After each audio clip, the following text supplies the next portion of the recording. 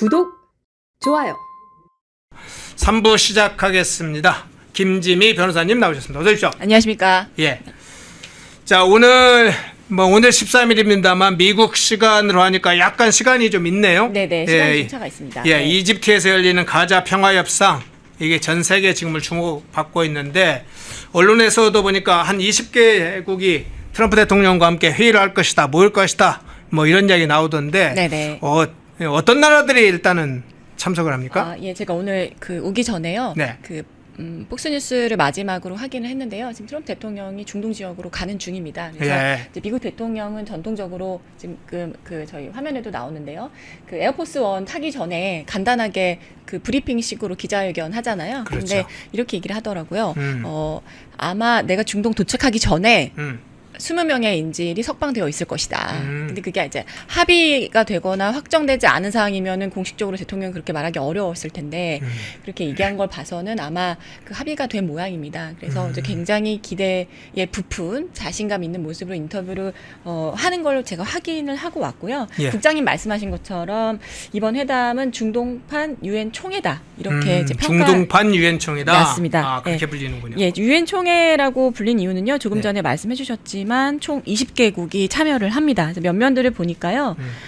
당연히 미국 들어가고요. 당사자인 이스라엘, 그리고 사우디, UAE는 이제 아브라함 어코드 때 같이 들어간 국가죠. 네네. 그다음에 카타르, 요르단, 터키까지가 이제 들어가고요. 그리고 신기한 게 영푸독이 같이 갑니다. 예, 그리고 유럽의 주요 예. 국가들이 여기에 참여한다고 하더라고요. 예. 그리고 유엔하고 EU까지 예. 해서 총 20개국의 그러니까 20개국을 한 테이블에 이제 앉힌 거죠. 근데 장소가 좀 특이한데요. 예. 장소가 지금 그러니까 미국 캠프 데이빗하고 함께 중동 평화의 상징, 중동 협정의 메카다 이렇게 별명이 붙여져 있는 이집트 내 휴양 도시입니다. 남쪽에 있는데요. 지금 지도가 이거는 지금 가자지구, 가자 스트립, 그다음에 이스라엘, 이 지도가 지금 밑에 보시면 아마 샤르մ 엘 셰이크라고 나올 거예요. 지도상에. 네. 이제 거기가 혹시 라스베가스 가보셨나요, 국장님? 저는 저는 라스베가스 못 가봤는데 네. 이게 이제 이집트의 라스베가스다 이런 얘기가 그렇죠. 있습니다. 네, 그래서 예. 휴양 도시로 아주 유명하다고 하는데요.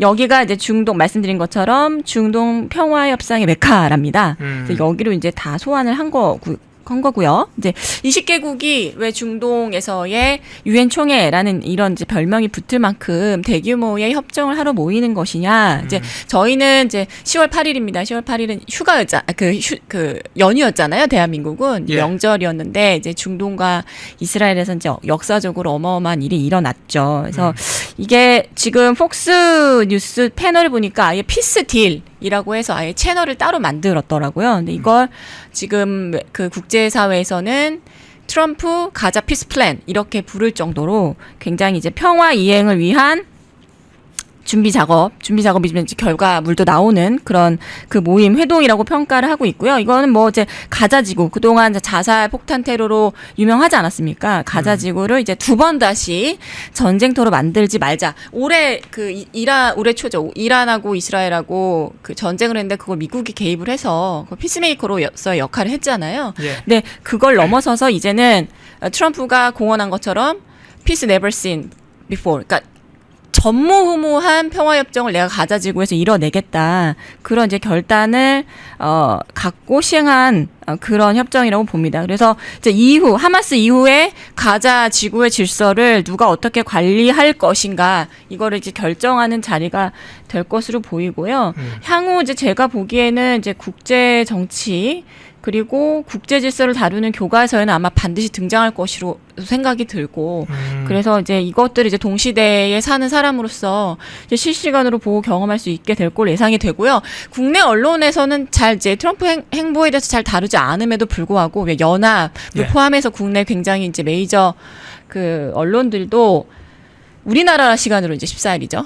일자로는 14일에 있을 이제 평화협정에 대해 굉장히 주목을 하고 보도를 하고 있으니까요. 역사적으로 굉장히 중요한 협정이 오슬로 협정처럼 그 무의미하게만 되지는 않는다면 굉장히 중요한 협상이 될 것 같으니까 한번 지켜보시죠. 예. 지난번에 이란의 트럼프 대통령 측의 명령으로 공격이 있었잖아요. 예. 그때 굉장히 이제 서방은 뭐 당연히 관심 가지고 우리도 이제 중요하게 관심을 가졌는데 이번 지금 말씀하신 것처럼 현지 시간으로는 13일입니다. 우리 시간으로 14일에 있을 이 20개국이 모인다는 사실은 중동판 유엔 총회 트럼프 대통령이 사실 주도해서 이끌고 있는 그 상황을 주목 안 할 수가 없습니다. 그에 따라 중동의 변수가 사실은 뭐 전 세계의 변수에 미치는 워낙 크니까요. 그런데 아무래도 이번 협상의 핵심적인 문제는 이 이스라엘과 하마스 간에 맺었던 평화 협정 그게 이제 어떤 내용 어떻게 진척될 것이냐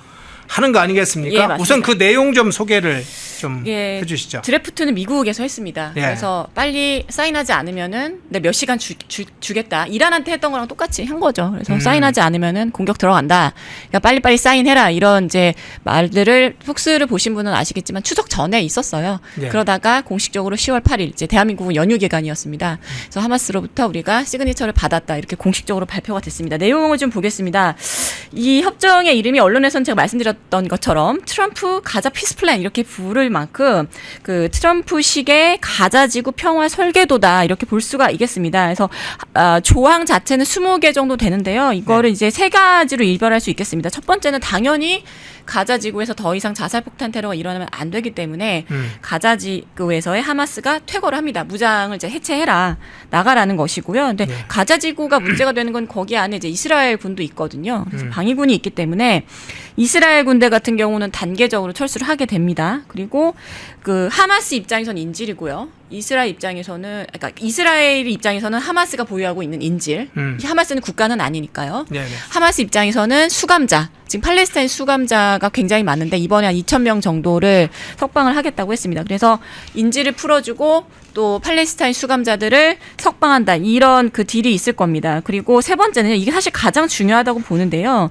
이제 여러분 아시지만 피에로 많이 들으셨을 겁니다. 이게 팔레스타인 해방기구라는 건데 그 유엔에서도 공식적으로 인정한 국제기구입니다. 그게 가자지구에서 정식적으로 출범을 했다가 그때 PA를 만들었는데 그게 이제 오슬로 협정에서 구체적으로 논의가 된 거죠. 우리 오슬로 협정 사진이 준비가 되어 있을 때는 한번 볼까요? 오슬로 협정. 네, 오슬로 그 클린턴이랑 같이 악수하는 장면 있지 않습니까? 아라파트랑? 예, 저기 있네요. 예. 요건데 이때도 뭐 난리가 났습니다. 93년도에서 뭐 그 빌 클린턴이 이제 뭐 피스메이커 역할을 하는 거 아니냐 뭐 등등 해서 이때도 굉장히 유명했잖아요. 오슬로 네네. 협정이. 그때 이제 PA가 출범을 합니다. 근데 결과적으로는 PA가 정상적으로 기능을 못해요. 그러니까 국가로서 국가도 아니지만 가자지구가 정식으로 국가가 된 것도 아니지만 그래도 행정부가 들어섰음에도 불구하고 아무것도 할 수 없죠. 왜냐하면 돈도 없고 국방력도 없다 보니까 당연하죠. 그러니까 거기에 하마스라는 무장 단체 이제 아시겠습니다. 이미 이란의 지원을 받는 단체입니다. 들어오고 또 거기에 이란의 지원을 받는 무장 단체가 들어왔다고 하니까 이스라엘도 개입을 하지 않을 수 없죠. 국경이 맞닿아 있으니까요. 그렇게 해서 이제 굉장히 이제 자살폭탄 테러가 비화가 되면서 이스라엘을 공격하는 그런 골치 아픈 지대로 만들어져 왔고요. 우리가 중동을 뭐 국제사회 화약고라고 이야기하지 않습니까? 거기에 이제 핵심이 되는 곳이 또 가자지구입니다. 근데 거기에 이제 PA가 팔레스타인 자치정부가 들어왔음에도 불구하고 이 전혀 기능을 못했죠. 그래서 오슬로 협정이 있으나 마나한 사실상 있으나 마나한 협정이 됐고 그것 때문에 PA가 이제 붕 떠가지고 이도저도 아닌 상태였는데 그 앞에 말씀드린 하마스의 무장 해체 그리고 인질 교환 그리고 이스라엘의 단계적 철수는 총 다 해서 1년 플랜입니다. 그래서 1년 플랜을 마치고 나면 그 후에는 그 PA 팔레스타인 자치 정부로 통치권이 이양되는 그런 내용이고요. 요거 세 가지로 대별이 될 수 있고요. 그러면은 PA로 통치권이 이양되기 전에는 어떤 식으로 다스리냐? 국제 기구에서 파견을 합니다. 그래서 기술 그 감시단이 파견이 돼서요. 인질이 제대로 교환이 됐는지 여기서 살아있는 인질뿐만 아니라 당연히 돌아가신 분의 유해를 교환하는 것도 포함이 됩니다. 그런 게 제대로 이행이 될 것인가? 아니면 우리가 평화협정이 이해되지 않았다고 해서 스냅백 할 것인가? 그런 걸 좀 지켜보는 의미로 국제감시단이 들어갈 것이고요. 당연히 국제감시단의 조직은 이번에 모이게 된 20개의 국가들 중에서 당연히 선정이 될 겁니다. 그래서 보증인이자 중재자 역할로 굉장히 이제 많은 국가들이 들어갈 것이기 때문에요. 유엔 차원에서 관리가 될 것 같고요. 국내 언론을 제가 보니까 예. 이제 현상이나 결과에 대해서 다루는 언론들은 좀 많아요. 근데 이제 왜 이 협정이 굳이 필요하냐 생각하실 수 있잖아요. 뭐 이란이랑 이스라엘이랑 지금 그 전쟁 끝난 지 얼마 안 됐고 아시다시피 그 가자 스트립 안에 있는 하마스를 해결하더라도요. 그 레바논, 그 이스라엘에 치면은 머리 쪽, 북쪽에 해당하는 레바논에서 또 그 무장단체 헤즈볼라가 또 있지 않습니까? 그러니까 헤즈볼라를 해결을 안 하면은 사실상 가자 스트립만 정리한다고 해서 물론 이것도 중요한 의미이긴 하지만 그 부분을 해결하지 않는다고 한다면 사실 이스라엘의 완전한 평화는 구축이 됐다고 근원적인 문제를 다 제거했다고 볼 수는 보일 없죠. 수가 없어요. 그리고 이제 헤즈볼라 같은 경우는 그 무기 사용할 때 그 무기 탄피 같은 걸 보면 이게 북한에서 온 무기라는 게 너무나 여실히 증명이 됐기 때문에 결국에는 이란으로부터 지원받는 무기나 경제적인 요소는 논의를 하더라도요. 무기가 결국에는 북한산, 성능이 좋지 않은 북한산이라는 게 이미 밝혀졌기 때문에 그 헤즈볼라를 정리하지 않으면 말씀드린 것처럼 이스라엘의 완전한 평화가 도입이 된다라고 말하기가 어려워요. 그럼에도 불구하고 이걸 왜 하냐. 이제 첫 번째는 그겁니다. 그 우리가 체스에서 말하는 엔드게임을 시작했다. 이렇게 보시면 됩니다. 트럼프의 구상 안에 하마스가 있다는 거는 헤즈볼라도 있다는 거. 시간은 넉넉하거든요. 아직 4년이 남아있기 때문에 헤즈볼라도 정리할 가능성이 굉장히 크다. 근데 그 전에 먼저 첫 번째 1차적 엔드게임을 그 포문을 여는 것으로 이번에 하마스를 정리를 하는 것이고요. 하마스가 없는 팔레스타인, 정확하게 말하면 하마스가 없는 가자 스트립은 운영될 수 있지만 하마스가 있는 한 평화는 절대 불가능하다. 이런 판단을 트럼프가 한 것으로 보입니다. 그래서 단순히 우리가 시즈파이어라고 말하는 휴전 정도가 아니라 아예 가자 지구의 그 체질을 개선해 버리겠다. 정치 구조를 재설계하는 혁신적 프로젝트를 이행하겠다. 이런 다짐이 있는 거고요. 지금 아시지만 트럼프는 본인이 그냥 단순히 미국이라는 국가의 대통령이다 이런 행정직으로 바라보는 게 아니라 국제사회에서의 질서를 재편하고 국제사회에서 우리가 항상 뭐 그냥 오슬로 협정도 사실 그래요. 뭐 악수해서 만나서 악수하고 뭐 협정 맺어도 30년 동안 그곳은 전쟁이 끊이지 않았던 곳이거든요. 이제 실질적인 의미로 평화를 도입하겠다. 그게 자기의 시대적 사명으로 인식하고 있는 트럼프의 행보를 나타내는 것이고요. 제가 생각하기에는 여건만 된다면 아마 4년 내에 헤즈볼라도 반드시 정리하고자 할 것이다 이런 생각이 들고 또 이거 지금 하마스와 이스라엘 사이의 협정을 누가 스터디를 하고 있냐 당연히 헤즈볼라 그리고 이란이 스터디를 하고 있을 겁니다. 그래서 뭐 팔라비 왕조처럼 이란이 갑자기 친미로 돌아설 가능성이 있냐 그렇지는 않겠지만 제가 볼 때는 지금 거의 이란이 왕따를 당하고 있거든요. 헤즈볼라하고 하마스가 양팔이었는데 팔 하나가 잘려나간 거잖아요. 그럼 생각해 보십시오. 4년 안에 헤즈볼라가 정리가 된다? 그럼 대리전할 수 있는 팔다리가 다 잘려나간 거예요. 심장만 남은 상태에서 팔다리가 없는 거다. 이란이 완전히 왕따를 당하고 있는 거죠. 그래서 그 정리를 하면 이란을 고립시키려고 하는 트럼프의 생각이 이번에 이제 엔드게임으로 오슬로 협정 때 못했던 것을 엔드게임을 마무리 짓고자 한다. 그리고 여러분 기억나십니까? 5년 전입니다. 2020년 9월 15일. 준비된 자료가 있을까요? 우리 지금 아브라함 어코드 사진 하나 있을 텐데 2020년 9월 15일에 아브라함 어코드를 하잖아요. 이게 사실 이거를 지금 회수를 하는 거거든요. 저 때 물론 뭐 그 중요한 국가들은 들어오지 않았어요. 뭐 요르단 이런 나라 빠지고 UAE, 바레인 정도가 들어왔지만 어쨌든 이스라엘을 중동에서 정식 국가로 인정한다는 거는 이란한테 등을 돌리는 거거든요. 근데 그런 분위기를 처음 만들어서 작은 승리를 맛보지 않았습니까, 트럼프가? 네네. 그래서 국제사회에서는 2기가 들어서면은 우리 2차 AA를 맛볼 수 있는 거 아니냐 이런 기대가 높았었어요. 근데 이번에는 2차 AA 정도가 아니라 완전히 가자지구 판을 갈아버리는 것 아닙니까? 그래서 뿌려놓은 AA 작업을 회수를 하는 겁니다. 제가 말씀드렸지만 엔드게임을 여기서 멈추지 않을 겁니다. 하마스를 정리하고 헤즈볼라를 반드시 정리를 해서 이스라엘 자체의 평화협정을 가지고 옴으로 인해서 미국사인 유태인들의 지지를 얻는 것도 있지만 그것만이 아니라 이란을 배후로 하고 있는 중국, 그 다음에 북한 이런 네트워크가 있잖아요. 여기에 그 혈관을 다 잘라버리겠다는 생각인 거예요. 그래서 그런 작업으로서 지금 하마스를 정리하고 있다. 이런 큰 그림으로 봐야 하지 않나 이렇게 보고 있습니다. 그렇다면 지금 그 부분을 연관해서 한번 여쭤볼게요. 과거에 미국 정부에서도 사실 중동 문제가 발생했을 때 뭐 70년대, 80년대 이야기까지 너무 길고 예를 들면 레바논의 헤즈볼라나 하마스가 공격을 하거나 이란의 지시를 받아서 움직일 때마다 이스라엘이 군사적 대처를 하게 되면 미국의 이제 클린턴이나 오바마 정부 때는 평화란 이름으로 대체로 일시적으로 봉합 조치를 그냥 해놓은 상태였잖아요. 그 사이에 또 시간이 지나면 이 하마스나 헤즈볼라는 또 무장 테러 단체로서의 군사적 또 지정학적 위치를 이용해서 막 키워갑니다. 이게 이제 계속 반복돼 왔는데 그러면 지금 이번에 이제 이스라엘과 하마스 간에 맺은 평화 협정 이게 이제 실패하지 않고 어떤 방으로든지 이제 성공의 지름길 이렇게 방향으로 가야 될 텐데 어떤 차별점이 있을지 좀 궁금해요. 그리고 앞서 이제 아브라함 협정도 지금 트럼프 1기 때 협정을 맺었던 성공시킨 아브라함 협정도 있는데 이번 이스라엘과 하마스와 평화협정과 이 아브라함 협정은 어떤 게 연결이 됩니까? 관계가? 일단은 오슬로 협정에서 시작을 했다면 예. 그걸 마무리 짓는 것으로 이번에 이제 평화 협정의 그런 의미다. 그렇지만 이게 종국적인 엔드 게임은 아니다. 헤즈볼라를 손을 볼 것이다. 이게 뭐 제 의견입니다. 그렇고요. 그다음에 중간에 한번 살짝 승리를 맛본 아브라함 어코드가 있지 않았습니까? 그래서 그 트럼프가 뭐 5년 뒤에 내가 가자지구에서 완전히 하마스를 정리하겠다 이런 생각까지 했을지는 모르겠어요. 그런데 본인이 했던 아브라함 어코드의 말하자면 2기 그거를 내가 뿌려놓은 씨앗을 적절한 시점에 추수를 하겠다 그런 의미로 시작한 것은 분명히 맞는 것 같고요. 그래서 계획적이고 상당히 머리가 좋은 사람이다 이런 생각이 들어요. 그리고 오슬로 협정은 말씀드렸지만은 사실 그래요. 뭐 오바마도 말씀하셨고 클린턴도 말씀하셨지만 뭐 제가 그분들 비판하는 건 아닙니다. 그냥 민주당이라는 성격, 그 미국 민주당의 성격을 보면 되게 보여지는 걸 잘하잖아요. 그리고 뭐 실질적으로 평화를 추구하는 것처럼 보이고. 근데 평화라는 게 어떻습니까? 그 말로만 우리가 북한에 그렇게 많이 퍼졌지만 네. 뭐 악수할 때는 악수하죠. 그럼 뭐 냉면 먹을 때도 냉면 먹습니다.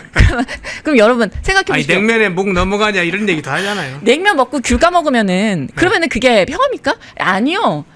평화는 강자가 누리는 향유할 수 있는 유익이죠. 그렇게 보는 게 맞죠. 그게 국제 질서나 국제 정치 교과서에 나오는 얘기 아닙니까? 힘을 통한 균형, 힘을 통한 평화를 이루는 거지. 대화 몇 마디 했다고 해서 이루어질 평화가 아닙니다. 근데 93년은 속았죠.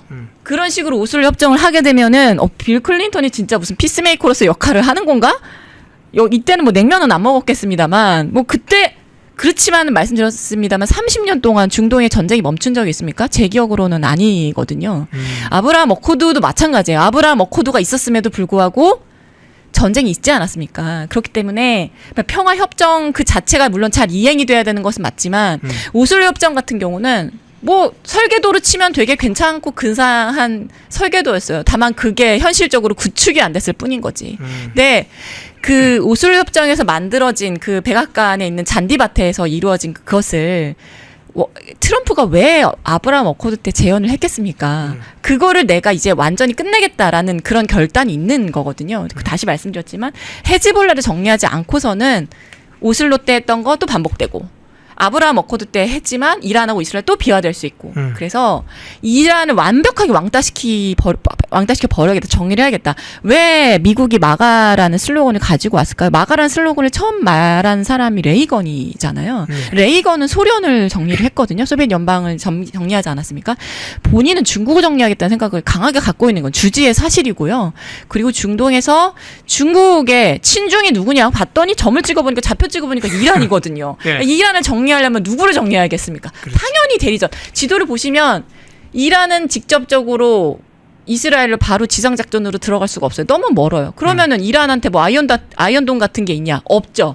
이란에서 아이언돔 같은 거 만들고 싶었으면 팔라비 왕조처럼 친미를 했었어야죠. 근데 아시지만 그런 기술력이 없어요. 그러니까 지상작전을 본인들이 이스라엘을 너무 죽여버리고 싶은데 할 수가 없으니까 대리전을 치르는 고용인으로서 하마스하고 헤즈볼라가 있는 거거든요. 그러니까 두 개의 팔을 잘라버리면은 이란으로서는 할 수 있는 게 없죠. 그런 의미에서 오슬로 협정이 구상은 했지만 구현하지는 못한 그것들을 이제 실현하는 의미가 있다고 보고요.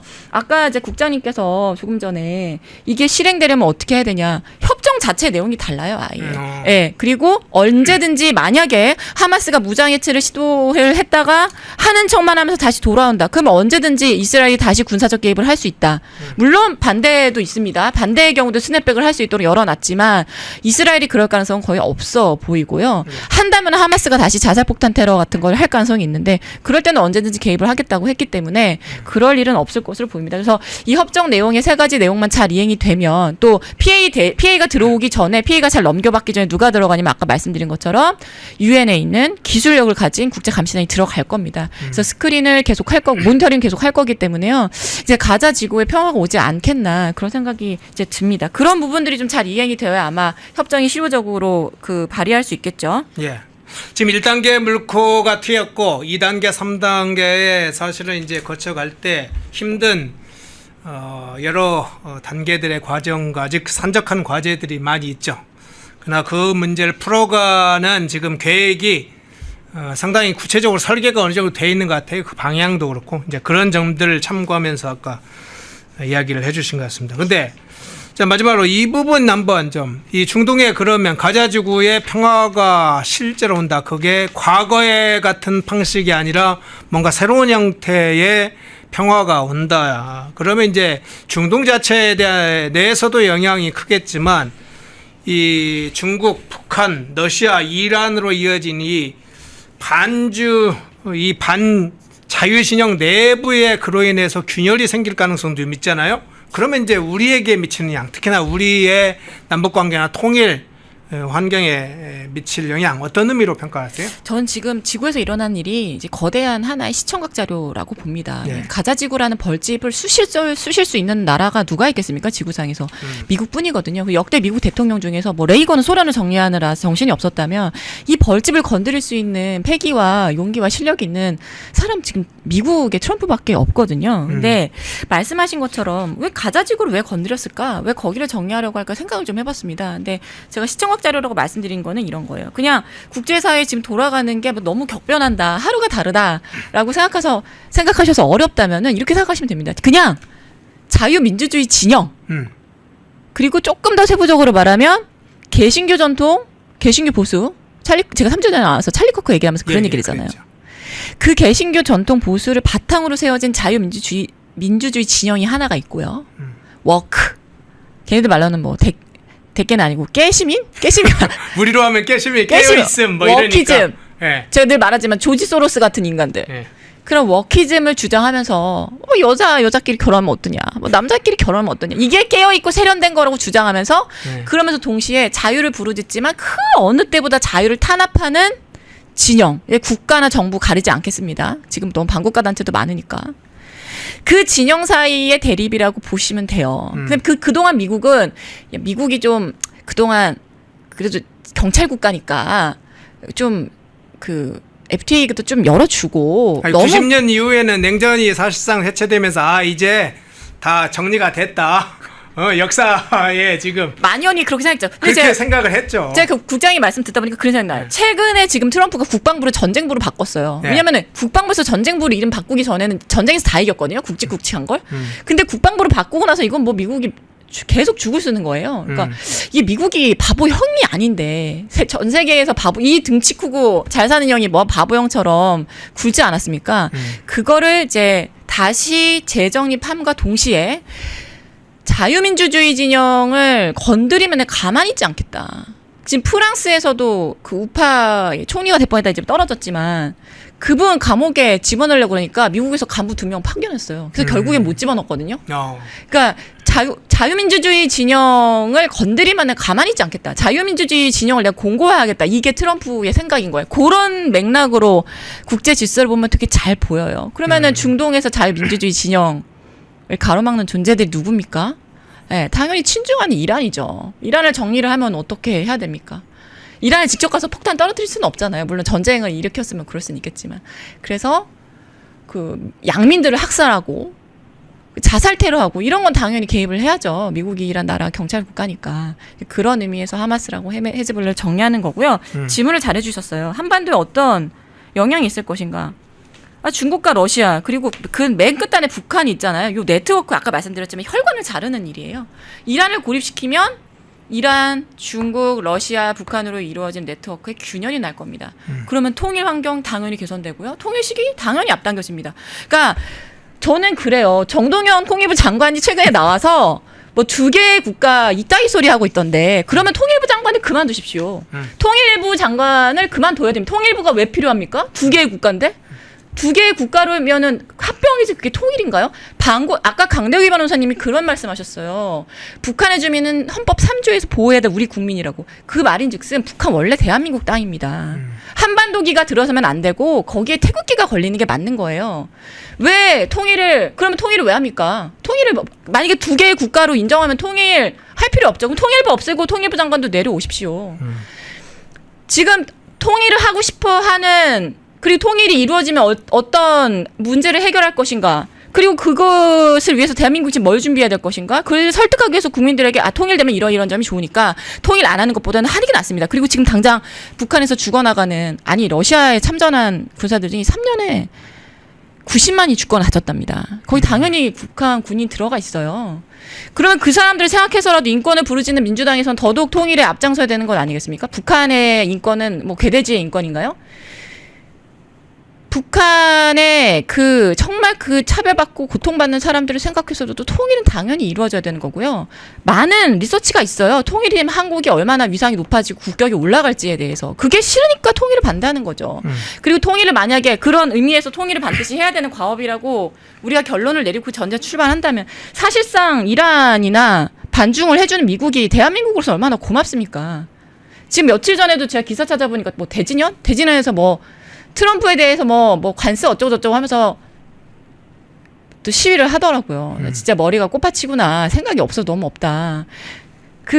우리나라의 통일 환경을 개선해주고 통일 시각을 앞당겨주고 있는 거를 지금 트럼프가 오늘도 하러 가는 겁니다. 비행기 탔잖아요. 그래서 그런 시각에서 본다면은 당연히 이란의 힘을 빼고 이란을 왕따시키고 이란 네트워크의 혈관을 자른다면 전 당연히 한반도에서 통일 시각이 더 가까워오지 않을까 이렇게 생각하고 있습니다. 예.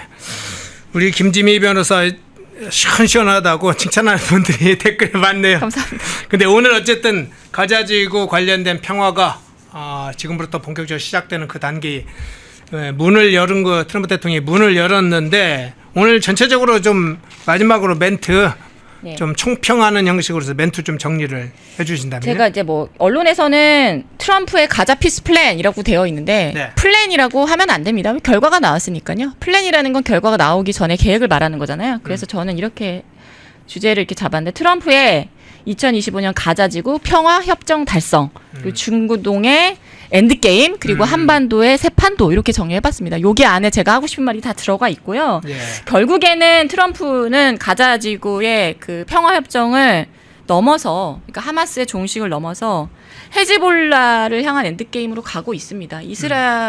이란이 생각을 잘 해야 될 겁니다. 스터디를 하고 있을 거라고 생각이 들고요. 그래서 클린턴은 말뿐인 평화의 약속만 남겼지만 트럼프가 마무리를 짓겠다. 들어가서 마무리를 짓겠다. 내가 중동에 화약 고인 중동을 평화지구로 만들겠다. 우리가 아까 봤지만 샤를 엘사이크인가요? 그 중동의 라스베가스요? 그런 식으로 가자지구를 만들겠다. 이런 구상을 하기 위해서 트럼프가 에어포스 1을 탔다. 이렇게 정리를 하겠습니다. 예. 국제적인 상황, 중동 문제는 멀리 있지만 사실은 우리의 통일 문제와도 관계돼 있고 경제 안보적으로도 굉장히 중요한 지역이죠. 그 문제 좀 트럼프 대통령이 어떻게 이 문제를 구상하고 있고 추진하고 있는지 현실화되는 단계는 어디까지 왔는지 그 부분 한번 좀 김지미 변호사께서 정리를 해주셨네요. 3부 외신 보도를 기초로 해서 정리해 준 내용 김지미 변호사님이었습니다. 고맙습니다. 감사합니다. 펜앤마이크 TV에서 추석 선물 특가상 구독, 좋아요.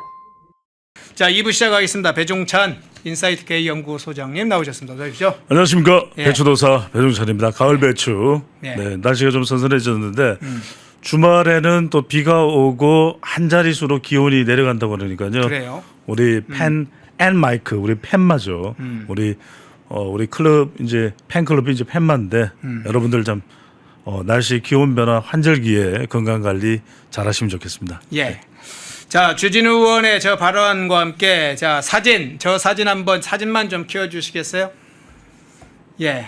위에 제목 사진만 키워 보이시면 좋을 것 같은데 사진의 정치학을 가끔 얘기를 해주시잖아요. 그렇습니다. 네. 저 사진 한 장에 지금 대법원에 있는 대법정의 지금 법대 사실은 저게 이제 재판을 진행하고 최종적으로 판결을 선고하는 그 법대라고 부르는 저기에 지금 여러 이상한 사람들이 지금 올라가 있어요. 지금 대법관들이 아닙니다. 저희 가서 낄낄대는 장면, 저 웃고 전현희 의원은 웃고 그러는데 낄낄대고 막 그런 장면들이 많이 나왔어요. 저 상징적인 저 장면 어떻게 해석을 합니까? 저는 지금 저 사진이야말로 예. 두 글자로 이야기를 한다면 저는 사진의 정치학이죠. 예. 이른바 모욕입니다. 모욕. 모욕이죠. 디스커스트. 모욕이죠. 왜냐하면 여러분들 한번 보십시오. 한 사람 한 사람의 면면을 지금 마치 김용민 의원은 드디어 이제 사법부를 장악했노라라는 얼굴처럼 인식될 수가 있다는 말이에요. 오히려 천대엽 법원행정처장은 법원행정처장이지만 오른쪽에 여러분들 흰머리 저보다도 더 흰머리입니다. 예. 흰머리의 천대엽. 이 천대엽은 문재인 대통령이 임명한 사람이에요. 그랬죠. 근데 이 사람은 지금 고개를 숙이고 있어요. 아, 끝이구나. 아니, 지금 사법부가 끝이구나는 표정이에요. 그 다음에 왼쪽을 가보세요. 제일 지금 이 사진에 왼쪽에 있는 사람이 누굽니까? 박균택 의원이죠. 그렇죠. 바로 이재명 대통령의 대북송금 대변인이에요. 그 다음에 또 다시 오른쪽은 누굽니까? 또 대변인이죠. 아, 변호인이죠. 그 다음에 오른쪽은 또 누굽니까? 조국혁신당의 박은정 의원이에요. 왜 자기 당의 성비위에 대해서는 호통치지 않고 왜 조국 전 대표 비대위원장에게는 왜 그렇게 언성을 높이지 않나요? 높여야죠. 비대위원장 뭐 하십니까? 왜 성비위 빨리 해결 못 하십니까? 그게 정의를 이야기했던 조국 비대위원장의 모습은 그건 왜 이야기 안 합니까? 아무도 이야기를 안 합니다. 억수로 조의대 없는 대법원, 오세훈 없는 서울 만들겠습니다. 조국입니다. 이렇게 할 때가 아니잖아요. 네. 그다음에 바로 그 오른쪽에는 누굽니까? 지금 의혹을 제기했던 서영교 의원 아닙니까? 얼굴이 보일락 말락. 그러네요. 본인도 지금 이 신성한 장소에 와서 본인 스스로가 당혹스러울 거예요. 내가 의혹을 밀었는데 근데 지금 더 느닷없는 것은 전현희 위원장 저기서 전현희 의원이다 특위위원장이죠. 웃을 일입니까? 반대해서 하고 있네요. 그다음에 그 옆에 있는 사람은 누군지도 모르겠는데 뒤통수가 아니라 앞통수의 반 정도만 보이는 거예요. 이게 말이 됩니까? 저는 이 모욕을 뉴노멀로 하고 있다. 완전히 이 모습은 전 세계의 사법부가 대한민국의 사법부가 아작났구나. 그것도 입법부에 의해서 집권 여당에 의해서. 자 그리고 이 사진을 한번 보십시오. 이 사진을 보면 이렇게나 촘촘합니다. 그런데 이게 이제 14명의 자리란 말이거든요. 자 보십시오. 여기에 14명의 자리에 12개를 끼워 넣을 자리가 있습니까? 제가 말씀드렸죠. 이 사진의 정치학은 뭐냐 하면 얼마나 지금 사법부 개혁안이 무리한 거냐. 여기다가 의자를 끼워 넣을 데가 없어요. 여기다가 의자를 끼워 넣잖아요. 12개를 26명으로 대법관을 증원한다. 화장실도 못 가요. 산재가 일어납니다. 다 페트병 들고 들어가야 돼요. 대법관들이. 예. 이런 처참한 상황을 우리는 이 사진 한 장에서 모든 것을 읽을 수 있다는 말씀을 감히 드립니다. 예. 자, 15일에 일어났던 만행입니다. 모욕, 사법부에 대한 모욕 이렇게 평가를 해주셨는데 이 대법원에서 국회, 법사위 소속 범여권, 민주당, 조국혁신당 의원들이 자기들끼리 그냥 결정을 합니다. 뭐 대법원 내부 시설을 막 휘젓고 다니는 것도 자기들이 결정해서 지금 휘젓고 다니는 거예요. 대법원의 사전 허가를 얻는다든가 허가 절차를 밟는 게 아닙니다. 그 대법정 저 법대에 오른 것도 마찬가지죠. 자, 그 자체로 여러 가지 지금 사실은 법률 위반 사항이 발생할 텐데 그저께 이제 방공통신법도 저희가 소개를 해드렸습니다. 아주 중요한 국가 시설을 각급 시설을 위반을 했던 이 대법원도 각급 시설, 대통령실, 국회, 뭐 국정원 이런 게 다 각급 시설이라고 그랬죠. 그것도 소개를 해드렸는데 건조물 침입도 당연히 해결될 텐데 이제 그런 법률적 문제를 별도로 하더라도 저는 이제 과거에 그 가끔 왜 이런 장면 있지 않습니까? 학교에 보면 학교 본부에 운동권들이 뭐 하면 막 본부 들어가 가지고 빨간띠 이렇게 메고 이렇게 막 해서 막 자리들 뭐 교무처장 자리 또는 총장 자리 그 앞에 서가지고 뭐 유세 떨고 막 그런 일종의 학생 운동권들의 폭도 행태 같은 모습이 저 대법원에서 일어나는 걸 저는 좀 상징적으로 느꼈거든요. 아니 심지어는 방금 전에 네. 그 허앵크께서 말씀하셨지만 그건 말 그대로 민주화 운동 때나 했던 일이에요. 그때는 네. 정말 타도의 대상을 정하는 거죠. 그래서 총장은 학생들의 소요를 막아야 되니까 물러가라, 물러가라, 박 총장은 물러가라 이랬단 말이에요. 그거는 젊은 열기에 그걸 이해하죠. 지금 국민들의 세금으로 1년에 1억 원이 넘는 돈을 수령하고 있는 국회의원들이 저렇게 간다. 그거는 이해됩니까? 이해 안 되잖아요. 제가 그래서 말씀드리는 게 뭐냐면은 지금 이 이야기를 드려야 됩니다. 첫 번째는 자꾸만 지금 대법관을 이 사실은 대법관이 아니라 대법원을 간 게 아니라 사실 조희대 대법원장을 찍어내려고 하는 거죠. 너 예. 빨리 물러나라. 대선 개입했지 않았느냐. 이 생각에는 추후에 변함이 없어요. 그리고 앞으로도 바뀌지 않을 겁니다. 그렇기 때문에 여러분들이 저는 데이터 분석 전문가니까 제가 그냥 섣불리 하는 이야기가 아니라 MBS 여론조사 말씀드렸잖아요. 네. 목요일 어제 발표된 따끈해. 아이고. 이 조사의 결과를 보시면 임기 이후 처음으로 더불어민주당의 지지율이 이 전화면접 조사에서 30%로 꼬꾸라진 거예요. 30%로 꼬꾸라진 거예요. 아니 이상하잖아요. 왜냐하면 이 강공 드라이버가 조희대 몰아내기 김현지 감사기가 국민들의 호응을 받는다면 지지율이 올라가야죠. 쭉쭉쭉 올라가야 되죠. 그런데 지금 대통령은 난감하죠. 뭐 냉부에도 출연했죠.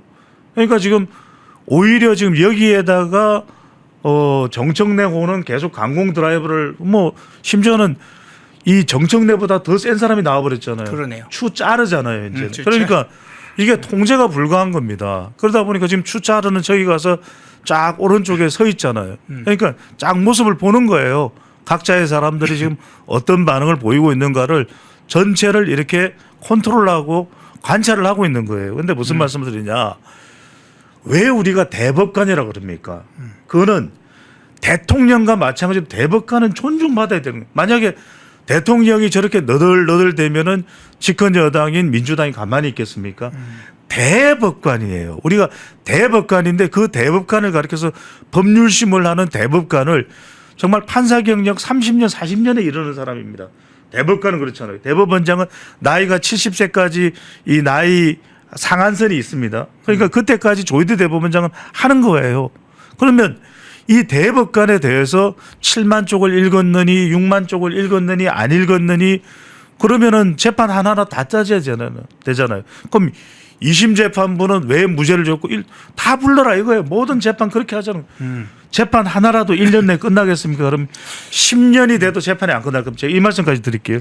지금 그러면 그 얘기를 들으면 민주당의 지금 행태를 보면 과거에 이제 뭐 박근혜 대통령 7시간 관련해서 분단위로 이제 행적을 내라고 한 적이 있잖아요. 그렇죠. 지금 뭐 이제 6만 쪽 이야기를 하는데 이재명 공직선거법 사건 관련해서 조금 있으면 민주당 의원들이 뭐라고 주장할 거냐면 대법관들이 그 6만 페이지를 몇 월 며칠 몇 시에 어떤 페이지를 읽었냐 그거 분 단위 10분 단위로 로그 기록이나 이런 걸 내라고 할 거예요. 아니 그게 전산 로그잖아요. 네. 그렇게 하면은 우리 사법부라는 것이 재판이라는 것이 도저히 감당할 수가 없기 때문에 우리는 뭐라고 합니까? 이게 신뢰예요. 예. 이따가 말씀드린 한미 관계도 신뢰라는 말씀을 드리겠지만 그렇기 때문에 이 트러스트 빌딩 제가 말씀드린 TB 트러스트 빌딩이 안 되기 때문에 이 지경에 이르는 겁니다. 못 믿는 거예요. 입법부에서는 사법부는 우리가 컨트롤 해야 되겠다. 그런데 제가 아주 참 쉽게 설명을 드릴게요. 뭐냐면 왜 학원가에 일타 강사가 있습니까? 그 일타 강사는요.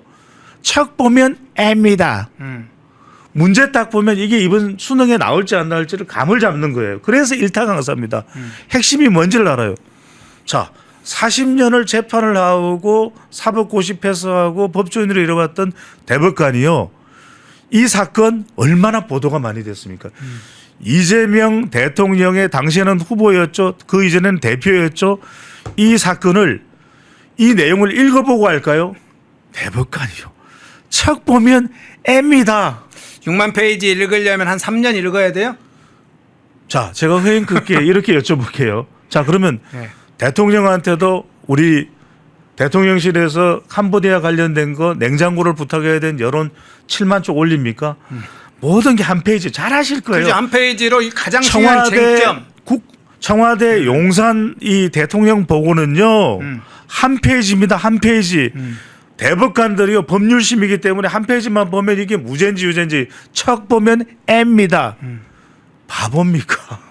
그렇죠. 이제 재판 연구관들이 주요 쟁점들과 사실관계, 특히 법률심이니까 주요 법률 쟁점을 몇 페이지 정리해서 다 올리는 거죠. 그리고 주요 이제 요약 자료, 관련 자료들을 추가적으로 이제 대법관들이 확인하는 거죠. 그렇지만 이건 중대 사건이기 때문에 한 달 이상을 사실은 봤다고 합니다. 3월부터 지금 최종 5월 1일, 5월 선고가 나기까지 봤는데, 자, 그건 이제 이 오늘의 사실은 주요 쟁점은 아니니까요. 이재명 사건을 다루려고 한 건 아니니까.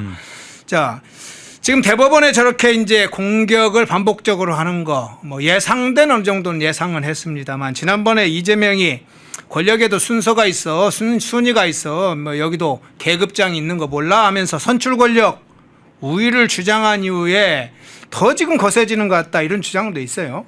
아니 그런데 생각해 보십시오. 여기서 중요한 건 뭐냐면 물어볼 수밖에 없는 것이 네. 마치 우리 영화에 그런 명대사가 나오지 않습니까? 무엇이 중헌디 무엇이 중헌냐고. 만약에 이거를 우리가 대구의 서문시장에서 듣는다면 뭐가 중요한데 뭐가 중요한데 이거 아니겠습니까? 예. 국민이 제일 위에 있다면서요. 지금 국민 여론조사 우리 소개해줬지 않습니까? 지난 시간에. 조이대 사태 반대가 많아요. 끝내라 이거예요. 그럼 이 이야기는 왜 눈 감죠? 이 이야기는 왜 귀 닫죠? 그러면서 뭐라고 이야기합니까? 자, 국민이 제일 위에 있고 그 밑에 선출 권력이 있고 그 밑에 임명 권력이 있고 무슨 소리입니까? 아니 그러면 트럼프 대통령이 아무리 악동이라도 미국에서 연방 대법관 건드립니까? 연방 대법원장 로버츠 건드립니까? 절대 안 그래요. 아무리 악동이라도요 선을 넘지 않습니다. 이 사회에는요 민주주의에는요 선이라는 게 있지 않습니까? 그 선을 넘지 않아요. 자 그런데 지금 민주당에서 강조하고 그 다음에 또 대통령이 강조하는 그 국민은 민주당 지지층 국민만 있습니까? 아니잖아요. 그래서 우리가 여론조사를 하는 겁니다. 그 여론조사 많은 분들이 배추도사는 정말 객관적이다. 어느 프로그램을 나오든지 많은 사람들은 저한테 이런 이야기를 해요. 조금만 더 좀 우리한테 유리하게 이야기해 주면 안 되나.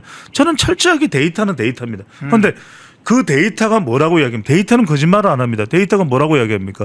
조이대 사태 반대가 많다고 이야기를 하지 않습니까? 그런데도 선을 긋지 않고 있어요. 오죽했으면 대통령의 입이라고 할 수 있는 우상호 정무수석이 거치를 조이대 대법원의 거치를 논의했거나 논의할 계획이 없다 그랬잖아요. 예. 그럼 대통령이 한번 직방을 날려줘야죠. 예의가 없어. 이젠 그만하세요. 이건 사법부 상권 분리에도 어긋납니다. 이게 지도자입니다. 그렇죠. 아무리 집권 여당에서 뭐라고 하더라도 충정로에서 뭐라고 하더라도 여의도에서 뭐라고 하더라도 추짜르가 뭐라고 하더라도 그것을 선을 그어줘야 되는 것이 국민의 대통령이에요. 국민의 대통령이에요. 그렇죠. 저는 이럴 때 대통령은 정말 모두의 대통령이 되기 위해 이젠 그만합시다. 그만해요. 단호하게. 그게 모두의 대통령이 되는 길입니다. 그렇군요. 자, 삼권 분립이라는 것은 분립을 해놓고 기준이 있죠. 권한을 넘어선 개입은 하지 말라는 게 삼권 분립의 기본 정신이죠. 행정부가 입법부에 할 때도, 입법부가 행정부를 할 때도, 입법부가 사법부에 할 때도 권한을 넘어선 행위를 하면 안 된다. 그거 개입하면 안 된다는 거죠. 각각의 독립된 권한이 있으니까 넘어서 안 된다. 재판 중인 사건에 대해서는 입법부가 개입하면 안 된다. 당연한 거죠. 행정부도 개입하면 안 되는 거죠. 바로 그러기 때문에 그 기준 축들이 있는 겁니다. 삼권 분립. 그런데 재판 중인 사건에 대해서 지금 공직선거법 이재명 사건 다 재판이 중지돼 있을 뿐이지 재판 중인 사건이에요. 그걸 다 돌리려고 저런 이제 파탄을 내고 있는 것이죠. 권한을 넘어선 개입이 불법입니다. 재판 중인 사건에 개입하는 건 그 자체가 불법이에요. 자, 그 문제 먼저 살펴봤고요. 자, 검사장과 경찰이 싸우는 단계로 갔나요? 그 장면 한번 가보겠습니다. 백혈용 경정 문제 한번 다뤄보겠습니다. 세관 마약 수사 외압 의혹을 제기했던 이 당사자가 백형일이라는 사람이 있었죠. 경정이죠. 강서경찰서 화곡지구대장. 그런데 파견을 했어요. 서울 동부지검에 파견을 했는데 기존에 있던 이 마약과 세과 인천 마약 관련된 수사와 관련해서 그 수사팀이 있었는데 그걸 불법 단체라고 또 이야기를 했어요. 그래서 파장이 계속되고 있는데 일단 어떤 차원에서 해석을 하십니까? 배추도사의 분석에는 항상 일관성이 있습니다. 제가 앞서 오늘 사진의 정치학을 말씀드리면서 모욕, 그 모욕, 사법부에 대한 모욕이 좀 뉴노멀이 되고 있다. 저는 또 무슨 말씀을 드리냐면 항명이 지금 뉴노멀이 되고 있어요. 무슨 말씀을 드리느냐. 정성호 법무부 장관이 아니 이 검찰 조직 개편에 대해서 너무 속도를 내는 것은 제가 바로 또 백희룡 이야기할 겁니다. 그대로 하면 두셔도 돼요. 아니 이 검찰 조직 개편에 대해서 보안 수사권 등 완급 조절 필요하다 이야기했던 기억나시죠? 그렇죠. 그랬더니 뭐라고 이야기합니까? 임은정 동부지검 검사장이 아니 항명이에요. 아니 지금 이 지휘권이 검찰 조직의 지휘권이 누구한테 있습니까? 검찰총장과 법무부 장관에게 있는 겁니다. 그런데 그것도 동부지검에 일을 하는 것도 아니고 세미나에 나가서 오적이 있습니다. 차관부터 시작해서 쫙 열거를 합니다. 이게 항명입니다. 그런데 백혜령이라고 항명을 못 하겠습니까? 이 수사팀은 불법 수사팀입니다. 검찰 수사팀은 불법, 바로 또 항명이에요. 저는 이게 뉴노멀이 돼버린 겁니다. 아니 아무리 자기가 심사가 뒤틀리는 게 있다 하더라도 이렇게 이건 명령을 대통령이 내린 겁니다. 대통령의 명령에 대한 게 항명일 수도 있어요. 그렇다면 이건 뭐냐? 검찰 수사팀은 불법 단체다. 그러면 임은정 검사장도 부당한 짓이다. 저는요. 불법 단체의 조그만 수장인가요, 임은정은 그러면? 이건 심각한 이야기예요. 네. 왜냐하면 임은정 위에 정성호 법무부 장관이 있고 검찰총장 뭐 대행인가 있고 그다음에 대통령이 있어요. 네. 그런데 지금 이 사안이 또 다른 문제가 되는 것은 뭐냐면 여러분들이 생각하는 그 검찰 조직 개편의 심각한 문제점을 그대로 표방한 겁니다. 자, 우리가 정치 검찰 없애겠다고 정말 이 국민들이 쉽사리 납득하기도 힘든 정말 국회의 국정감사장에 나온 국선 변호인까지도 이건 아닙니다. 이걸 통해서 고통받는 것은 국민입니다. 네. 그랬더니 추법사위원장이 그만하세요. 그만해요. 네. 이렇게 입을 또 닫아버렸잖아요. 그죠? 정말 개탄스러울 일입니다. 그런데 이거 보십시오. 지금 대통령이 수사에 대해서도 사실상 그러면 관여가 된 겁니다. 그렇지 않습니까? 그렇죠. 지휘한 셈이 됐죠. 아니 경정 계급에 있는 사람을 보내라. 이게 이 대통령의 지휘성. 그러면 대통령이 경정의 이 인사와 관련된 부분도 직접 지시를 하는 겁니다. 예. 그럼 이걸 왜 했을까? 백혜룡을 통한 정치합니다. 백혜룡이 인기를 얻고 있거든요. 이 참 특이한 이력을 가지고 있어요. 1970년생에 해병대 부사관인가 출신이고 또 일반 서울과학기술대학인가 하여튼 그 대학을 졸업을 하고 고향은 또 전라남도 장성입니다. 그런데 어느 순간 이 백혜룡이라는 인물을 짧게 많은 분들이 또 여기 와서 이야기를 했을 테니까 제가 말씀을 드릴게요. 원래는 마약 전담이 아니에요. 그런데 이 이진숙 전 방통위원장에게 수갑을 채웠던 바로 그 영등포 경찰서에 이 백혜룡도 경정도 근무를 하던 그 시절에 조선족이 불현듯 찾아옵니다. 마약 조직이 저를 괴롭히고 있습니다. 좀 끊어주십시오. 미칠 노릇입니다. 그게 이제 말레이시아 범죄 집단 마약 조직이거든요. 그걸 이런 게 있었어? 열정에 불타는 백혜룡 경정이 나섰습니다. 예. 그래서 소탕을 했어요. 그랬더니 당시에 윤희건 경찰청장이 혜룡이 잘했어. 어이구 백혜룡 대단해. 이렇게 해서 완전히 이제 떴어요. 예. 붕 떴어요. 그런데 수사하다 보니까 인천 세관이 뭔가 좀 연루된 의혹이 있어요. 그러니까 막 그걸 파헤치겠다. 막 이러면서 이거 이 배우에 윤석열 전 대통령과 김건희 여사가 있는 거 아니야? 그 예. 발언하잖아요. 아시잖아요. 네, 네, 예. 그러면서 이게 뭐 좀 심상치 않다. 내가 그냥 다 집중적으로 파헤쳐서 이걸 그냥 완전히 도려내겠다. 그러면서 이제 열정이 더 활활 타올랐어요. 심지어는 이런 발언도 하잖아요. 이게 보니까 뭔가 좀 봐주기를 하고 있는데 이 인천세관 관련해서 이게 바로 이 마약을 통해서 내란 자금을 확보한 거. 그 바로 참. 아니 어디 근거가 있어서 어디 증거가 있어서 그러다 보니까 강서 경찰서의 하국 지구대장으로 이제 전보가 됐죠. 그러니까 화가 난 거야. 아니 감히 내가 우리 경찰의 포청천 백혜령을 어떻게 보는 거야? 영웅 백혜령을 어떻게 보는 거야? 이렇게 해서 사실은 붕 떴죠. 그래서 감봉권 띄지 아시잖아요. 한국은행에서 이 일반 은행에다가 이제 이 현찰 빳빳한 연단. 일반인들은 뭐 나중에 은행을 거쳐서 받는 그 띠지까지 붙은 감봉권 띠지에 대해서도 국회 나와서 그건 아닙니다. 이러면서 검찰이 제대로 해야죠. 막 이랬던 사람이 바로 백혜령이에요. 그 열정과 정의감은 인정을 합니다. 자, 근데 여기 핵심은 뭐냐? 그러다 보니까 지금 임은정 검사장까지도 까버린 거예요. 까고 뭐 난 그건 못 가겠어. 그 이미 조직돼 있는 검찰의 합동수사팀에 5명 중에 한 사람이 내가 안 돼. 내가 직접 20명을 내 이름으로 꾸릴게. 내가 임명해서 20명을 꾸려서 백혜령 팀을 만들게. 이거예요. 근데 저는 이 말씀을 드리고 싶습니다. 정치 검찰을 끊어내려고 지금 이 무리한 검찰 조직 개편을 하는 거 아닙니까? 네. 검찰 개혁이라는 이름을 씌워서 그러면 정치 경찰도 없어야지. 이게 우리가 우려하는 겁니다. 자, 중서층도 가죠. 국가수사본부 지금 국가수사본부장은 국내에도 없고 지금 저 캄보디아에 가 있어요. 네. 그 다음에 또 국가수사위원회를 만들어서 국무총리실 산하에 두죠. 자, 무슨 말씀을 드리고 싶었냐? 이 백혜령 경정의 이름도 백혜령입니다. 그러니까 이제 뭐 육룡이 나르샤인지 모르겠는데 이 열정과 정의감은 인정을 해요. 하지만 이건 분명한 항명입니다.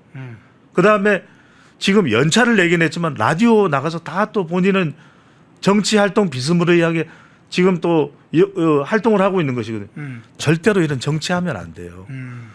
여러분들 경찰은요, 검찰은요 수사와 이 기소로 이야기를 하는 것이지 이렇게 나가서 대외 이 언론 인터뷰하고 이런 게 아니에요. 그래서 저는 정말 이 백혜령 건은 자칫 잘못하면 이 불똥이 불덩어리가 될 수 있기 때문에 정말 여당에서 검찰에서 특히 임은정 검사장은요 나가서 세미나 할 게 아니라 동부지검이 해야 될 실력을 보여줘야 됩니다. 얼마나 이 부분을 지금 임은정 검사장이 만약에 백혜령 경정을 컨트롤하고 통제 못한다? 아 이거 큰일 날 일이에요. 네. 자 그런데 지금 저 백혜령이 저렇게 검찰 서울 동부지검에 있는 수사팀조차도 해체해라 불법 단체니까 나는 참여할 수 없다 이렇게 발언하고 거부하는 초유의 상황. 이 배경에는 지금 뒤에 이재명이 있다고 생각하는 것으로 보이고 이재명이 직접 수사주의를 했습니다. 앞서 이제 수사주의도 이야기했는데 수사주의권을 발동을 하려면 대통령은 직접 검사한테 수사주의를 할 수가 없어요. 법무부 장관을 통해서 법무부 장관도 직접 검사를 수사주의를 할 수 없습니다. 검찰총장을 통해서만 할 수 있습니다. 지금 그러면 이 과정 자체가 다 불법이네요, 사실은. 아니 그래서 우리가 그런 이야기를 하잖아요. 네.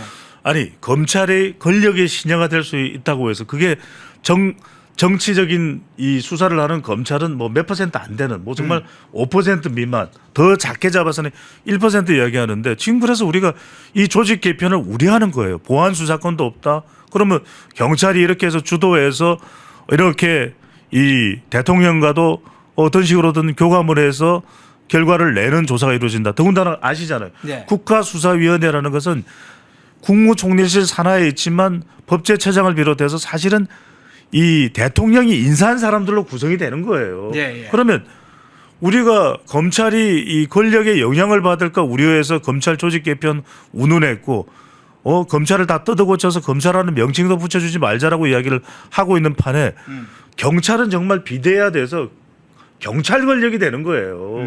그러니까 이걸 적나라하게 지금 보여주고 있는 겁니다. 그러니까 백혜령 경정의 경우에는 지금 임은정 검사장 말도 안 듣잖아요. 예. 그럼 이건 어떻게 통제할 겁니까? 그런데 지금 임은정 검사장도 그렇고 어떻게 인식하겠어요? 아, 백혜령 경정은 심지어는 경정인데 대통령까지 아끼는 사람이구나. 근데 허앵커 보십시오. 자, 우리나라의 어떤 공직사회의 이 기강이라는 것이 자, 강서경찰서 하곡 지구 대장이에요. 그런데 지금 정도의 백혜령의 존재감이고 백혜령이 대통령으로부터 영향받는 위험이라면 지금 최애 인물 비슷하게 됐잖아요. 네네. 강서경찰서장이 뭐라고 지시할 수 있겠습니까? 지시 못해요. 임원정 검사장도 지금 그토록 검찰의 오적 이야기를 할 때는 완전히 호기로웠잖아요. 그런데 지금 백희령 경정에 대해서는 지금 주춤주춤 낑낑낑낑거리고 있는 거잖아요. 그러니까 이거는요. 여기서 중요한 겁니다. 대통령이 뭔가 말을 해버리면 이게 완전 판 자체가 흔들려 버리는 겁니다. 왜냐하면 대통령과 제일 가까이 있는 사람, 대통령으로부터 이름이 불린 사람이 권력이 돼버리거든요. 잘 아시잖아요. 네. 아니 만약에 제가 배추도사가 대통령이다. 그러면은 정말 우리 허앵커야 워낙 훌륭한 분이지만 제가 아침마다 국무회의 할 때마다 우리 말이야. 우리 허비서관이 최고야. 그러면 수석은 뭐가 되고 비서실장은 뭐가 되고 그다음에 뭐가 됩니까? 그러니까 이거는요. 정말 지도자가 해야 될 일 중에 하나가 이 균형감이거든요. 어떤 거는 해서는 안 된다. 대통령이 경정의 이 이동까지 이 인사 이동까지도 영향을 주는 상황. 그거는 절대 해서는 안 되는 일이죠. 예. 이재명이 쓸데없는 짓들을 많이 하고 다닙니다. 냉부에도 가지만은 화재 현장에는 늦게 가고 뭐 이런 이제 쓸데없는 짓들을 많이 하는 또 다른 지금 검사를 통해서 지시하는 그 장면을 이 백혜룡이라는 정치경찰 탄생하는 그런 장면들을 또 보게 되네요. 그 장면 먼저 봤고요. 자, 외교 문제로 좀 넘어 한미 통상 네. 관세 협상 문제 좀 짧게 다뤄볼게요. 자, 통화 스와프 관련된 보도 내용 소개를 좀 띄워주시겠어요? 자, 최근에 이제 베센트 재무장관이 뭐 열흘 내에 합의가 이루어질 가능성도 있다 이런 이야기는 했는데 유성락 안보실장이 어제 밤에 저희 시간으로 어제 이제 밤에 브리핑을 했는데 기자들에게 이렇게 얘기했어요. 지금 통화 스와프 사실은 무제한, 유제한 뭐 다 포함해서 지금 진전이 없다. 이 얘기를 했고 오늘 아침 구윤철 부총리의 지금 속보 내용은 3,500억 달러 관련된 선벌 협상에 관해서도 진척이 없다. 구윤철이가 아침에 이제 미국에서 한 게 속보로 오늘 아침에 떴는데 그 사이에서는 언론에서는 한번 금방 이제 관세 협상 딜이 될 것처럼 막 언론에 보도 나왔는데 실제로 담당자들이 미국 가서 지금 브리핑하는 건 조금 다르게 나오는데 일단 저 상황 어떻게 봤습니까, 유성락 실장의? 제가요. 예. 아까 그런 말씀드렸습니다만 협상에서 제일 중요한 게 뭔지 아세요, 앵커님? 협상에서 제일 중요한 게 뭔지 아세요? 뭘까요? 신뢰입니다. 야, 신뢰. 아니 이건 뭐 개인 사이에서는 좀 다를 수는 있습니다만 제가 허앵커님 만 원 드릴게요. 제가 하자는 대로 하세요. 허앵커님 10만 원 드릴게요.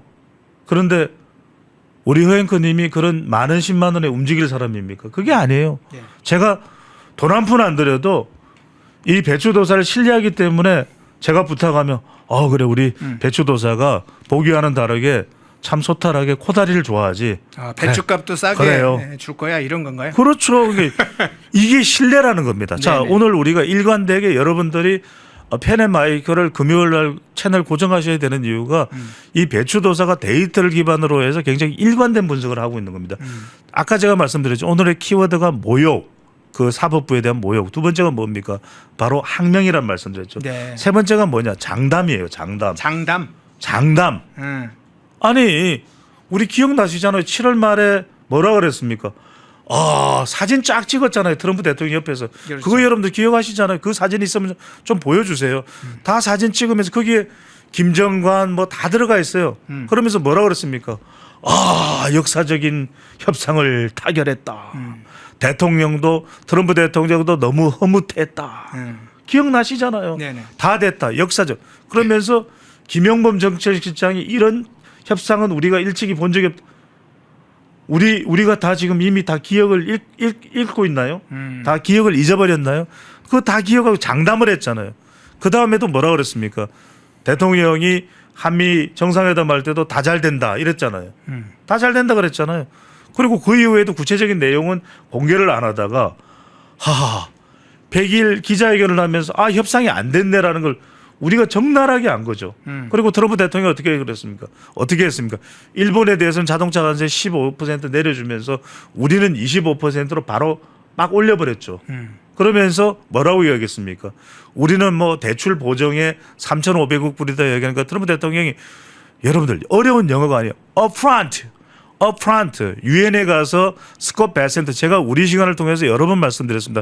저는 한국에서 공부하고 미국에서 공부하고 일본에서 공부하고 홍콩에 연수하고 중국까지 방문했던 사람입니다.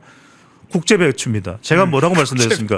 절대 스콧 베센트를 통해서 협상이 안 된다는 말씀을 수차례 전달을 드렸어요. 지금 보십시오.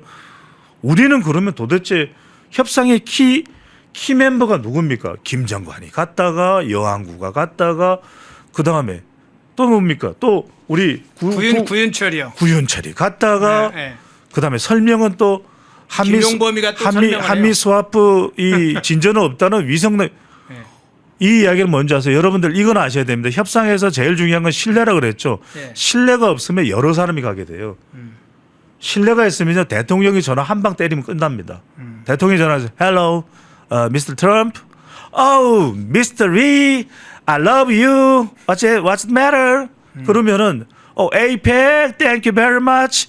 골프 라운딩, 경제 처이 오케이, 세로팍 오케이, 인비팍 오케이.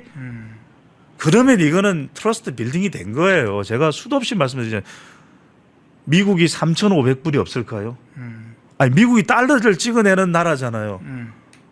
왜 아르헨티나에는 통화수화표를 내줍니까? 트럼프 대통령이 지금 전 세계에 자기가 최애하는 사람이 세 사람 네 사람이 있어요. 그 중에 한 사람이 아르헨티나의 밀레이, 그 다음에 핀란드 대통령, 그 다음에 영국의 스타머. 얼마나 극진하게 대접을 합니까? 영국 국빈 갔더니 찰스가 나오죠. 윌리엄이 나오죠. 그러니까 영국한테는 우리가 투자할게. 예, 거꾸로 투자한다고 그랬어요. 그거 아십니까? 네. 이런 걸 아셔야 돼요. 트럼프의 이 영부인이 멜라니아 아닙니까? 멜라니아가 슬로베니아 출신이에요. 그 유럽의 후진국.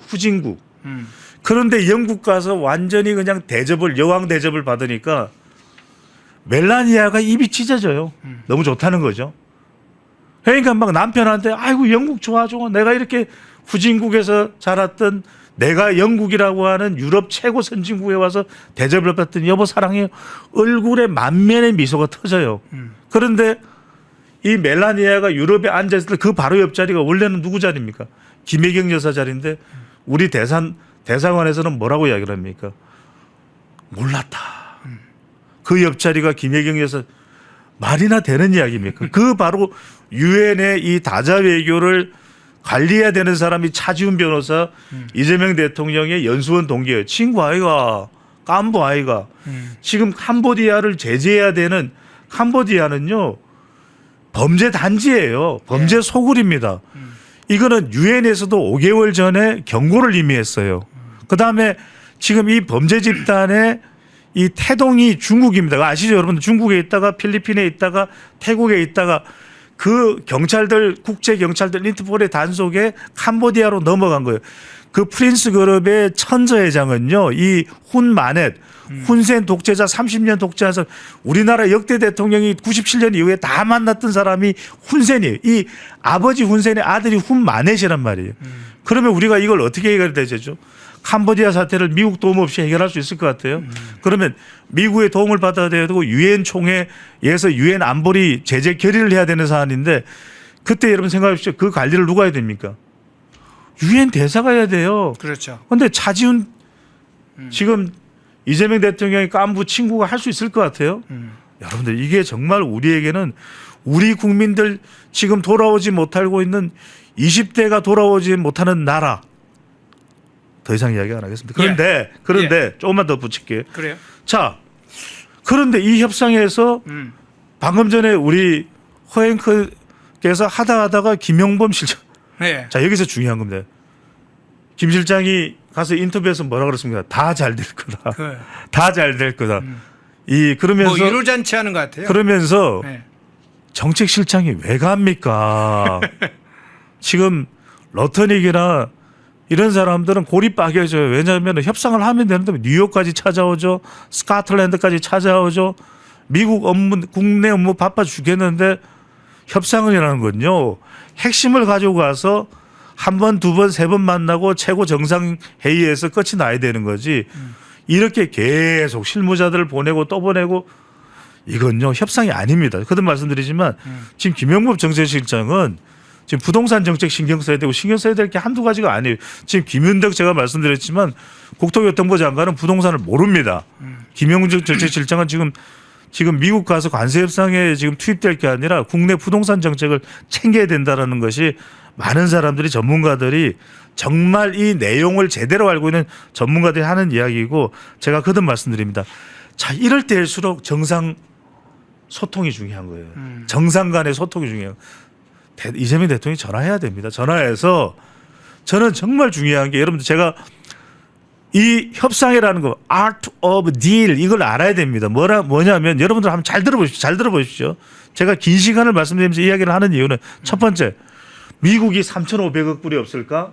아니에요.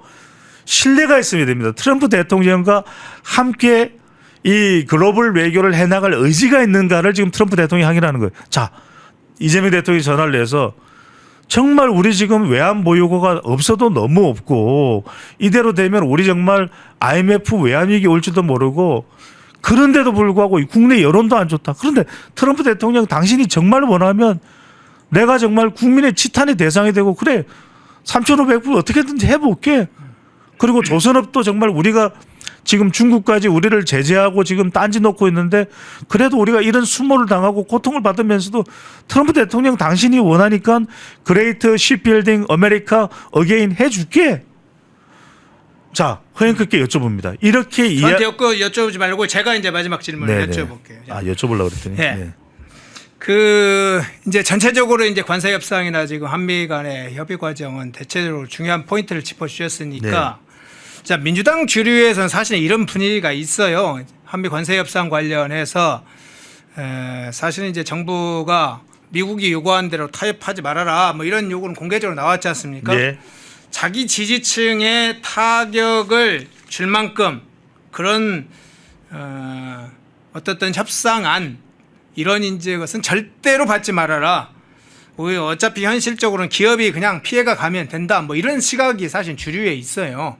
그러니까 이재명의 현재 정부에 있는 관계자들도 협상이라는 형식은 띄지만 마지막 단계에 가면 협상이 안 될 경우까지 대비해서 결국은 우리 기업에 주로 해당되는 중요 기업들한테 피해가 어차피 전가된다면 정치적으로 타격을 안 받는다. 이런 분석이 사실 있어요. 아니 그러니까요. 네. 그래서 그게 이른바 반 트럼프 반미 정서를 조장하는 거예요. 네. 이른바 이제 중국과의 관계도 신경을 써야 되고 그래서 하는데 정작 그게 점점 더 국민들로부터 똑같은 이야기. 이게 조이 대 트럼프 똑같은 겁니다. 그러니까 악마화하고 악당화하면 또 소설을 쓰면은 될 걸로 생각했는데 우리 국민들이 그게 아닌 거죠. 왜냐하면 트럼프를 악마화시키고 트럼프를 기점으로 한 반미 정서와 우리 일반 국민들의 미국에 대한 생각은 전혀 달라요. 우리 국민들은요, 뭐 중국에 대해서 우리가 뭐 무턱대고 무대뽀로 저질러서 싸질러서 중국에 대해서 현중 전서나 반중 정서를 일으키는 것은 우리도 다 이 이성을 가지고 있는 국민들은 그건 아니라고 봐요. 하지만 아시잖아요. 중국이 우리 이 국민들을 힘들게 했잖아요. 막 동북 공정이 됐든 한한령이 됐든 서해 구조물이 됐든 지금의 중국 범죄 조직이 됐든 정말 왕코코이 이 삼합회가 지금 캄보디아에 가 있어요. 그러니까 그런 사람들을 미국은 지적을 하고 미국은 지금 제재에 나섰어요. 가상화폐 그런 도박치고 보이스피싱 도박치고 로맨스 카메라 그 내용들 동영상 이 사기치고 그것들을 엄단에 나섰단 말이에요. 그런데 지금 그렇게 방금 전에 말씀하신 허영कर 말씀하신 대로 접근을 하다. 그래서 트럼프 대통령에서 뭐라고 했으면 귀신 씨나라 까먹는 소리 하지 말라 그랬잖아요. 그런데 심지어는 김민석 국무총리의 형도 지금 그 시위 그 집회에 지금 가담을 하고 있는 것이고 그런데 지금 보십시오. 한일 대만 대표기업 총수들이 주말에 트럼프 별장에서 골프 회동을 합니다. 어딥니까? 말을 하고. 제발 좀 이제는 협상을 말을 하고 이런 말을 하고 아닙니까? 이제는 제발 좀 나한테 그런 모욕을 주지 말을 하고 하는 그 말을 하고 아니겠습니까? 거기에서 하는 건 뭐냐면 적어도 이 경제적으로 한국 기업을 배척할 생각은 없어요. 삼성을 얼마나 좋아하는지 여러분들이 이 핵심과 트럼프에 대한 연구를 해야 됩니다. 그래서 아까 제가 이 말씀을 꼭 드릴게요. 왜냐하면 트럼프 대통령한테 이재명 대통령이 정말 우리 힘든데 지금 집권 여당 의원들도 방금 전에 우리 의원님 말씀하셨던 대로 그런 반미 정서 지지층들이 원하지 않는다. 안 하려면 우리 하지 말아야 된다는 이야기까지 나온다. 그렇게 이야기를 전달하고 어떻게든 나는 한번 해볼게. 그리고 중국보다는 미국의 중요성이 10,000배, 1,000배, 억만 배 더 중요하다. 그다음에 조선업 우리가 어떻게든 해보야. 그러면 제가 안 접져보고 대답을 제가 할게요. 트럼프 대통령이 Thank you very much 그거 다 받을게요 할까요? 절대로 안 받습니다. 트럼프 대통령은요 뭘 확인하고 싶으냐? 대한민국 대통령의 신뢰와 의지를 확인하고 싶은 거예요. Thank you, thank you, thank you, Mr. Lee. I got it. Your mind, your heart. 그대로 해결이 됩니다. 그리고 저는 어떤 이야기를 드리고 싶었냐면 미국에 우리가 굴종을 하고 미국에 아첨 떨라는 소리가 아니에요. 지금 미국을 제외한 최대의 미군 기지가 어디입니까? 제일 큰 미군 기지 독일도 아닙니다. 캠프 험프리스입니다. 저는요 대통령한테 아이디어를 제공합니다. 지금 노벨 평화상 못 받아서 착잡한 트럼프 대통령에게 저는 이번에 국빈 예우까지도 트럼프 대통령이 해준다는데 들어오면 서울 평화상 주세요. 트럼프의 그 평화 공로에 대해서 서울 평화상을 전격적으로 주는 겁니다. 그다음에 캠프 험프리스의 이름요 캠프 트럼프로 바꾸는 겁니다. 정말 트럼프 대통령이 한반도의 평화에 기여해달라. 그리고 한미동맹은 영원하다. 캠프 험프리스의 이름을 캠프 도널드 트럼프로 바꾸겠다. 트럼프 대통령이요. 1박 더 하고 갈게요. 저는 반드시 태도가 확 바뀐다. 이게 여러분들 외교입니다. 이게 여러분들 협상입니다. 이게 한미관계입니다. 네. 알겠습니다. 자, 2부에 주로 이제 뭐 국내 현안 대법정에 오른 민주당 의원들 장면부터 외교적 문제까지 좀 훑어봤습니다. 자, 2부 배종찬 인사이트 K 연구소장님이었습니다. 고맙습니다. 감사합니다. 펜앤마이크와 광동이 함께 준비한 초저분자 콜라겐으로 피부 속까지 촘촘하게 관리하세요. 하루 두 알로 피부 보습, 탄력 개선, 체내 흡수에 용이한 저분자 PC 콜라겐, 부원료 또한 탄탄하게 펜앤마이크 TV 단독 할인 1개월분 한 박스에 13,000원, 3개월분 3박스에 30,000원. 펜앤마이크 구독자 전용 댓글 상단 할인 링크에서 구매 가능합니다. 전화 문의는 1661-6915, 전화 문의는 1661-6915. 독립, 성장, 역전, 펜앤경제TV 권미란입니다. 8월 25일 매일 저녁 8시 경제독립 8시 라이브 방송이 시작됩니다. 대형주 블루칩 발굴 전문가 이정호 멘토, 테마 선점 전문가 이주호 멘토, 글로벌 자산 배분 투자 전문가 문서진 멘토, 삼박자 매매 월드바겐헌트 송동현 멘토, 실전 초고수들과 함께 만들겠습니다. 여러분의 투자 라이프를 180도 바꿔줄 경제 라이브, 경제독립 8시, 매일 밤 8시에 뵙겠습니다. 펜앤마이크에서 추천하는 영상도 보고 가세요. 다른 영상도 즐기시려면 구독 버튼을 꼭 눌러주세요.